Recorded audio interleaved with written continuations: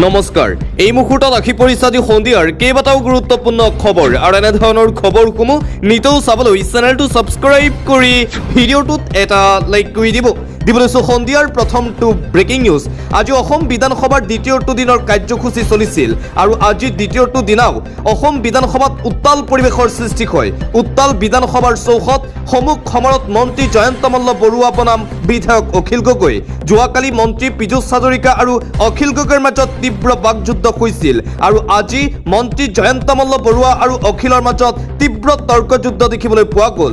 মহলৰ পৰা ধন লৈ অখিল গগৈয়ে এই অভিযোগ মন্ত্ৰী জয়ন্ত মল্ল বৰুৱাৰ।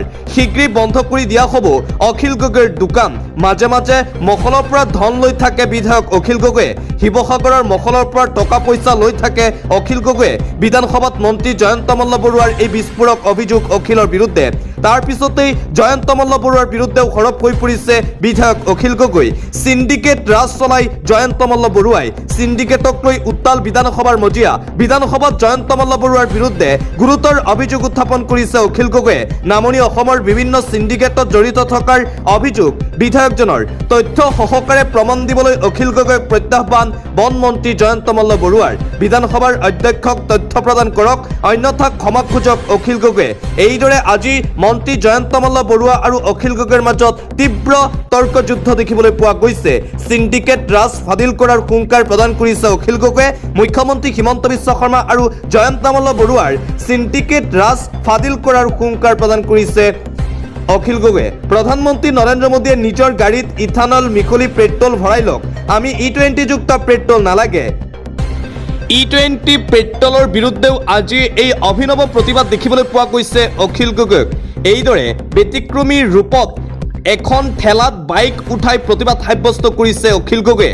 E20 যুক্ত পেট্ৰলৰ বিৰুদ্ধে সদনৰ চৌহদত ব্যতিক্ৰমী প্ৰতিবাদ সাব্যস্ত কৰিলে আজি বিধায়ক অখিল গগৈয়ে। মুঠতে অখিল গগৈ আৰু মন্ত্ৰী জয়ন্ত মল্ল বৰুৱাৰ তীব্ৰ তৰ্কযুদ্ধ আজিৰ দিনটোত দেখিবলৈ পোৱা গৈছে অসম বিধানসভাৰ পবিত্ৰ মজিয়াত। দিবলৈ চোৱা আন এটা অতিকৈ গুৰুত্বপূৰ্ণ খবৰ। কংগ্ৰেছৰ প্ৰাক্তন বিধায়ক দেৱব্ৰত শইকীয়াই সামাজিক মাধ্যমযোগে কৰিছে এটা বিশেষ পোষ্ট। মোদী চৰকাৰক চোৰ আখ্যা দিছে দেৱব্ৰত শইকীয়াই। উন্নয়নৰ দোল বজাই শাসনলৈ অহা মোদী চৰকাৰৰ আচল স্বৰূপ এতিয়া দেশবাসীৰ সন্মুখত স্পষ্ট হৈ পৰিছে। এয়া কোনো জনকল্যাণমূলক মডেল নহয়, বৰঞ্চ এয়া হৈছে কেৱল লুণ্ঠন আৰু প্ৰবঞ্চনাৰ এক ভয়ংকৰ চক্ৰান্ত। মোদী চৰকাৰৰ চুৰিৰ মডেল। মোদী চৰকাৰে ভোট চুৰি কৰিছে, আসন চুৰি কৰিছে, চান্দা চুৰি কৰিছে, পৰীক্ষা চুৰি কৰিছে, মাটি চুৰি কৰিছে। এয়া উন্নয়ন নহয়, এয়া দুৰ্নীতি। এইদৰে প্ৰধানমন্ত্ৰী নৰেন্দ্ৰ মোদী আৰু বিজেপি চৰকাৰৰ বিৰুদ্ধে বিস্ফোৰক ফেচবুক পোষ্ট কৰিছে কংগ্ৰেছৰ প্ৰাক্তন বিধায়ক দেৱব্ৰত শইকীয়াই। অন্য এটা খবৰ। আজি বিধানসভাৰ পবিত্ৰ মজিয়াত হুকাই কান্দি উঠিল AIUDF প্ৰধান মৌলানা বদৰুদ্দিন আজমল। ড্ৰাগছৰ কথা কৈ বিধানসভাত উচুপি উঠিল AIUDFৰ বিধায়ক মৌলানা বদৰুদ্দিন আজমল। মৌলানা বদৰুদ্দিন আজমলে কৈছে, ড্ৰাগছ বেপাৰীসকলক আইন কানুন নহয়, ডাইৰেক্ট এনকাউণ্টাৰ কৰিব লাগে। আইন কানুন নহয়, ডাইৰেক্ট চলিব লাগে আৰক্ষীৰ এনকাউণ্টাৰ।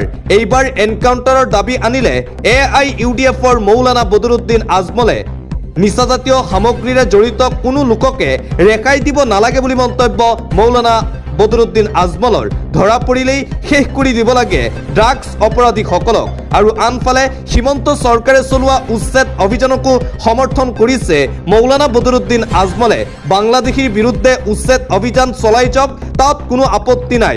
উচ্ছেদ অভিযান চলোৱাত আমাৰ কোনো অসুবিধা নাই বুলি মন্তব্য আজমলৰ। কিন্তু থলুৱা লোকক উচ্ছেদ নকৰিব বিজেপিয়ে। থলুৱাক উচ্ছেদ কৰিলে আমাৰ অসুবিধা আছে বুলি মন্তব্য আজমলৰ।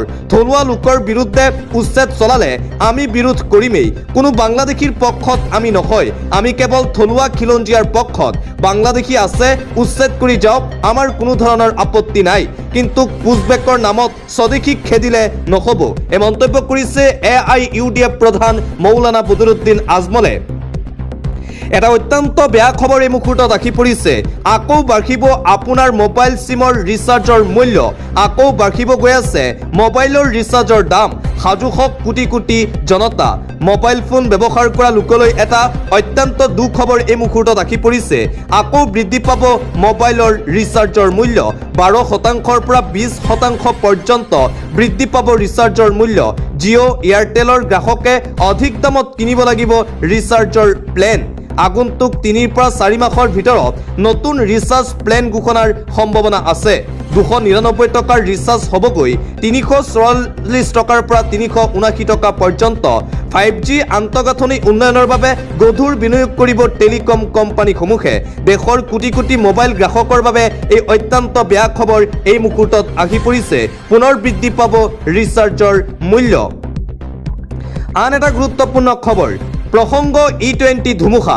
মই প্ৰধানমন্ত্ৰীলৈ চিঠি লিখিম আৰু সুধিম E20 ব্যৱহাৰ কৰোঁতে গাড়ীৰ যদি ক্ষতি হয় তেতিয়া ক্ষতিপূৰণ আপুনি দিবনে গাড়ীৰ সংশ্লিষ্ট কোম্পানীয়ে দিব। E20 পেট্ৰলৰ বিতৰ্ক চলি থকাৰ মাজতেই এইদৰে প্ৰধানমন্ত্ৰী নৰেন্দ্ৰ মোদী আৰু বিজেপি চৰকাৰৰ বিৰুদ্ধে সৰব হৈ পৰিছে দিল্লীৰ প্ৰাক্তন মুখ্যমন্ত্ৰী তথা আম আদমী পাৰ্টিৰ মুৰব্বী অৰবিন্দ কেজৰিৱাল। E20 পেট্ৰলৰ বিৰুদ্ধে এতিয়া সমগ্ৰ ভাৰততে দেখিবলৈ পোৱা গৈছে তীব্ৰ অসন্তুষ্টি। অন্য এটা খবৰ কক্ৰোচ জনতা পাৰ্টিলৈ বৃহৎ সকাহ দিছে ন্যায়ালয়ে। কক্ৰোচ জনতা পাৰ্টিৰ এক্স হেণ্ডেল মুকলি কৰাৰ নিৰ্দেশ দিল্লী হাইকোৰ্টৰ। কক্ৰোচ জনতা পাৰ্টিৰ টুইটাৰ একাউণ্ট বেন কৰিছিল চৰকাৰে আৰু সেই টুইটাৰ একাউণ্ট পুনৰ খুলি দিয়াৰ নিৰ্দেশনা দিয়া হৈছে।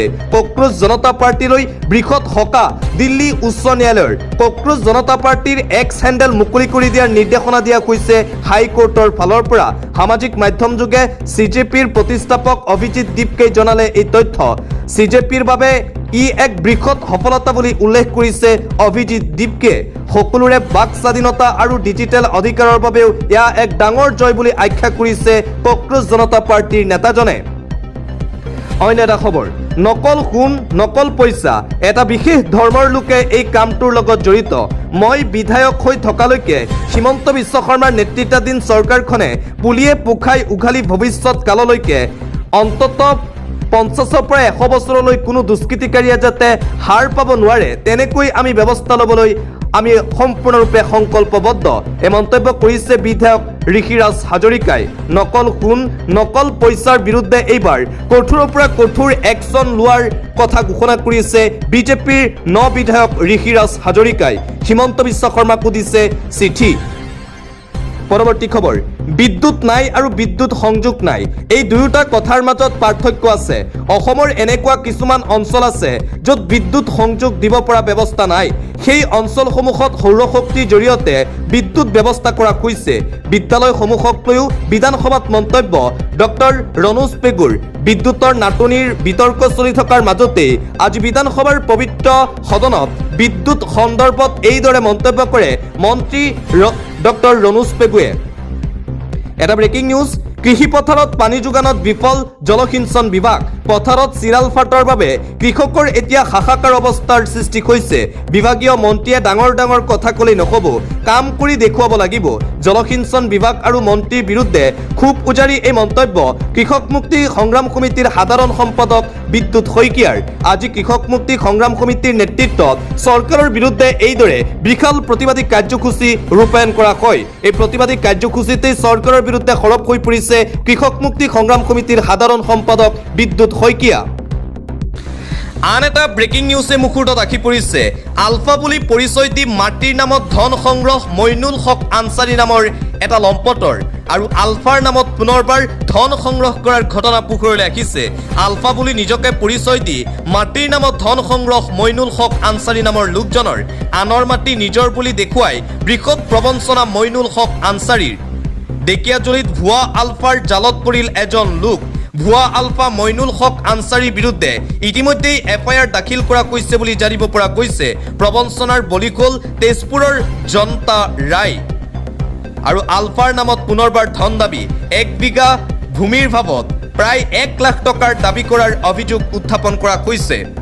আন্তঃৰাষ্ট্ৰীয় পৰ্যায়ৰ এটা গুৰুত্বপূৰ্ণ খবৰ হত্যা কৰক ডনাল্ড ট্ৰাম্পক। খেমেনিৰ জানাজাৰ সমতলত ইৰাণৰ জনতাৰ এই শ্লোগান ডোনাল্ড ট্ৰাম্পৰ বিৰুদ্ধে এতিয়া সংকল্পবদ্ধ ইৰাণৰ কোটি কোটি জনতা ইৰাণৰ লাখ লাখ জনতাক লাগে খামেইনিৰ হত্যাৰ প্ৰতিশোধ আয়াতুল্লাহ আলী খামেইনিৰ জানাজাত ট্ৰাম্পৰ হত্যাৰ শ্লোগান হত্যা কৰক আমেৰিকা যুক্তৰাষ্ট্ৰৰ ৰাষ্ট্ৰপতি ডোনাল্ড ট্ৰাম্পক খামেইনিৰ জানাজাৰ সমদলত ইৰাণৰ জনতাৰ এই হুংকাৰ শুনিবলৈ পোৱা গৈছে আত্মসমৰ্পণ নহয় আমেৰিকাৰ বিৰুদ্ধে প্ৰতিশোধ লওক ইৰাণ চৰকাৰে আপোচ নকৰিব আমেৰিকাৰ সৈতে আমেৰিকাৰ বিৰুদ্ধে লওক একশ্যন আমি ইৰাণ চৰকাৰৰ লগত আছো আপোচ অথবা আত্মসমৰ্পণ নহয় আমাক কেৱল প্ৰতিশোধ লাগে বুলি শ্লোগান জানাজাৰ সমদলৰ মাজতেই ট্ৰাম্পৰ পুত্তলিকাক ফাঁচি দিলে ইৰাণৰ জনতাই ইৰাণৰ জনতাৰ গৰ্জনত কঁপি উঠিছে সমগ্ৰ বিশ্ব ইৰাণৰ লাখ লাখ জনতাক লাগে এতিয়া ডোনাল্ড ট্ৰাম্পক হত্যা আৰু প্ৰতিশোধ বিচাৰিছে এইবাৰ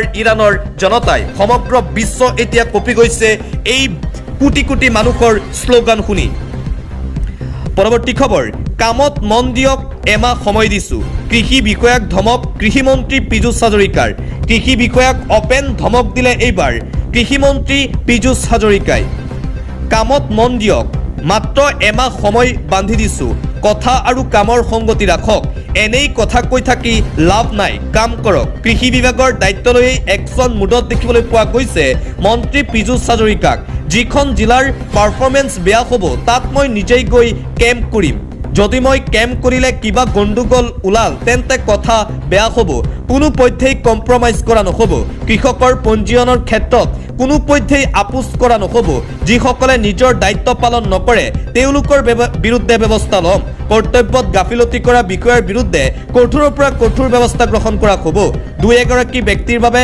কৰ্ম সংস্কৃতি বিঘ্নিতি হ'বলৈ দিয়া নহ'ব সকিয়নি ৰাজ্যৰ কৃষিমন্ত্ৰী পীযুষ হাজৰিকাৰ পৰৱৰ্তী খবৰ অসমৰ ৰাজহুৱা শিক্ষা ব্যৱস্থা ধ্বংস কৰিবৰ বাবে ধ্বংসযজ্ঞ চলোৱা মূল ব্যক্তি দুজন হৈছে মুখ্যমন্ত্ৰী হিমন্ত বিশ্ব শৰ্মা আৰু শিক্ষামন্ত্ৰী ডক্টৰ ৰণোজ পেগু বিগত 4 বছৰত অসমৰ চৰকাৰী বিদ্যালয়ৰ ছাত্ৰ ছাত্ৰীৰ সংখ্যা 25 লাখ হ্ৰাস পোৱা বিষয়ত প্ৰতিক্ৰিয়া প্ৰকাশ ছাত্ৰ মুক্তি সংগ্ৰাম সমিতি অসমৰ সভাপতি পিণ্টু গগৈৰ মুখ্যমন্ত্ৰী হিমন্ত বিশ্ব শৰ্মা আৰু মন্ত্ৰী ৰণোজ পেগুৰ বিৰুদ্ধে এইবাৰ সৰব হৈ পৰিছে কৃষক মুক্তি সংগ্ৰাম সমিতিৰ নেতাজন এই দুজন ব্যক্তিয়ে অসমৰ শিক্ষা খণ্ড ধ্বংসস্তূপলৈ পৰিণত কৰিছে বুলি মন্তব্য পিণ্টু গগৈৰ এটা গুৰুত্বপূৰ্ণ খবৰ মুছলমানৰ বিৰুদ্ধে কোনেও ঘৃণা বিয়পাব নোৱাৰিব কোনেও অত্যাচাৰ কৰিব নোৱাৰিব মুছলমানৰ বিৰুদ্ধে ঘৃণা বিয়পালে ৰাষ্ট্ৰসংঘই ল'ব ব্যৱস্থা মুছলমান বিৰোধী বৈষম্যৰ বিৰুদ্ধে সজাগতা বৃদ্ধি কৰিব ৰাষ্ট্ৰসংঘই ইছলাম ফোবিয়া গুৰুতৰ অপৰাধ হিচাপে গণ্য কৰিব ৰাষ্ট্ৰসংঘই ইছলামৰ বিৰুদ্ধে অপপ্ৰচাৰ চলোৱা কাৰ্যকো ৰেহাই দিয়া নহ'ব বুলি হুংকাৰ প্ৰদান কৰিছে ৰাষ্ট্ৰসংঘই প্ৰতি বছৰে ইছলাম ফোবিয়া প্ৰতিৰোধ দিৱস পালন কৰে ৰাষ্ট্ৰসংঘই প্ৰতি বছৰে 15 মাৰ্চ তাৰিখে ইছলাম ফোবিয়া প্ৰতিৰোধ দিৱস পালন কৰে ৰাষ্ট্ৰসংঘই মুছলমানৰ বিৰুদ্ধে কোনেও ঘৃণা বিয়পাব নোৱাৰিব ৰাষ্ট্ৰসংঘৰ ফালৰ পৰা এই কঠোৰ সকিয়নি প্ৰদান কৰা হৈছে পৰৱৰ্তী খবৰ জুবিন গাৰ্গে ন্যায় নাপালে সংবিধানৰ পৰা ন্যায় শব্দটো আঁতৰাই দিব লাগে জুবিন গাৰ্গে ন্যায় পাবই লাগিব ন্যায় নাপালে সংবিধানৰ পৰা ন্যায় শব্দটো আঁতৰাই দিব লাগে জুবিন গাৰ্গৰ হত্যাকাৰীক ৰেহাই দিলে নহ'ব আটাইকেইটা কালপিতক কঠোৰতকৈ কঠোৰ শাস্তি দিবই লাগিব আদালতৰ ওপৰত আমাৰ সম্পূৰ্ণ আস্থা আৰু সম্পূৰ্ণ বিশ্বাস আছে ফাষ্টেক আদালতত এতিয়ালৈকে ভালদৰে বিচাৰ প্ৰক্ৰিয়া চলি আছে জুবিন গাৰ্গৰ ঘটনাক লৈ মন্তব্য জুবিন গাৰ্গৰ বন্ধু যতীন বৰাৰ জুবিন গাৰ্গে ন্যায় পাবই লাগিব যদি জুবিন গাৰ্গে ন্যায় নাপায় তেন্তে ন্যায় শব্দটো সংবিধানৰ পৰা আঁতৰাই দিব লাগে বুলি মন্তব্য যতীন বৰাৰ পৰৱৰ্তী খবৰ ৰাজপথত ধান সুপাৰী গৰু ছাগলী এৰি দিয়াসকল সাৱধান হৈ পৰক অভিযানত নামিছে এতিয়া অসম আৰক্ষী আপুনি যদি ৰাজপথত ধান গৰু ছাগলী এৰি দিয়ে তেন্তে আপোনাৰ বিপদ এতিয়া নিশ্চিত কঠোৰ হৈ পৰিছে আৰক্ষী প্ৰশাসন ৰাজপথত ধান খেৰ মেলি দিয়া লোকসকললৈ প্ৰশাসনৰ চৰম হুংকাৰ এতিয়াৰে পৰা ৰাজপথত ধান শুকুৱাবলৈ দিলে আৰক্ষীয়ে থিতাতে জব্দ কৰিব আপোনাৰ ধান পথৰ ওপৰত ধান মেলি দিয়াক লৈ কঠোৰ হৈ পৰিছে এতিয়া প্ৰশাসন গড়কাপ্তানি আৰু ৰাষ্ট্ৰীয় ঘাইপথত ধানৰ কাষত ডাঙৰ শিল ইটা থোৱাৰ বাবে সঘনাই ঘটিছে দুৰ্ঘটনা পথচাৰী আৰু চালকৰ জীৱনক লৈ হেতালি খেলা মস্তানি আৰু নচলিব এতিয়াৰে পৰা কঠোৰ হৈ পৰিছে আৰক্ষী প্ৰশাসন ডিভাইডাৰত গৰু ছাগলী এৰাল দিয়া সকলো এতিয়া পৰিব বিপদত ধুবুৰী পাগলাঘাট অঞ্চলৰ গড়কাপ্তানি পথত আৰক্ষীয়ে চলাইছে এই তীব্ৰ অভিযান ৰাজপথত মেলি থোৱা ধন ধান জব্দ কৰিছে আৰক্ষীয়ে। আপুনি ভুলতো ৰাজপথত ধান বা গৰু ছাগলী এৰি নিদিব। পৰৱৰ্তী খবৰ, গছ কটাত বাধা প্ৰদান, বনৰক্ষীক গুলীচালনা নগা দুৰ্বৃত্তৰ চৰম গুণ্ডামী। বিশালী সংৰক্ষিত বনাঞ্চলত ভয়ংকৰ গুলীচালনাৰ ঘটনা, বনৰক্ষীক টাৰ্গেট কৰি গুলীচালনা নগা দুৰ্বৃত্তৰ। গছ কটাত বাধা প্ৰদান কৰাৰ বাবে এই গুলীচালনা। বিশালী সংৰক্ষিত বনাঞ্চলত অৰুণাচলী দুৰ্বৃত্তই আক্ৰমণ কৰিলে এইবাৰ আৰক্ষীক। নগাৰ ভয়ত পলায়ন কৰিছে অসম বনৰক্ষী। মোবাইলৰ কেমেৰাত বন্দী হৈছে এই ভয়াৱহ দৃশ্য। ডিকালমুখত সংঘটিত হৈছে এই ভয়ংকৰ ঘটনা। বিশালী সংৰক্ষিত বনাঞ্চলত ভয়ংকৰ গুলীচালনাৰ ঘটনা সংঘটিত হৈছে বুলি জানিব পৰা গৈছে। নগা দুৰ্বৃত্তৰ অতপালি, নগা দুৰ্বৃত্তৰ গুণ্ডামী এতিয়াও অসমৰ ভূমিত অব্যাহত আছে। তাৰেই দৃশ্য দেখিবলৈ পোৱা গ'ল। বতৰক লৈ এটা গুৰুত্বপূৰ্ণ খবৰ, আগন্তুক 24 ঘণ্টাত বতৰে ধাৰণ কৰিব কাল ৰূপ, আহিব প্ৰচণ্ড ধুমুহা, জাৰি কৰা হৈছে অৰেঞ্জ এলাৰ্ট। আগন্তুক 24 ঘণ্টাত বতৰে কাল ৰূপ ধাৰণ কৰাৰ সম্ভাৱনা আছে, আহিব প্ৰচণ্ড ধুমুহা বৰষুণ। 10 জুলাই পৰ্যন্ত ৰাজ্যত গৰমৰ মাজতেই বৰষুণৰ সতৰ্কবাণী। কেইবাখনো জিলাত জাৰি কৰা হৈছে অৰেঞ্জ এলাৰ্ট। কোকৰাঝাৰ, চিৰাং, বাক্সাত অৰেঞ্জ এলাৰ্ট জাৰি। লখিমপুৰ, ধেমাজি, ডিব্ৰুগড়, তিনিচুকীয়া, পশ্চিম কাৰ্বি আংলং, ডিমা হাছাও, কাছাৰ, হাইলাকান্দি, শ্ৰীভূমি, নগাঁও, মৰিগাঁও, কামৰূপ মেট্ৰ', বৰপেটা, বঙাইগাঁও, ধুবুৰী, গোৱালপাৰা আৰু দক্ষিণ শালমাৰাত য়েল্লো এলাৰ্ট জাৰি কৰা হৈছে। আঞ্চলিক বতৰ বিজ্ঞান কেন্দ্ৰৰ ফালৰ পৰা বতৰক লৈ এই সতৰ্কবাণী জাৰি কৰা হৈছে। প্ৰচণ্ড ধুমুহা আৰু বৰষুণ একেলগে আহিব এই ভয়াৱহ গৰমৰ মাজত।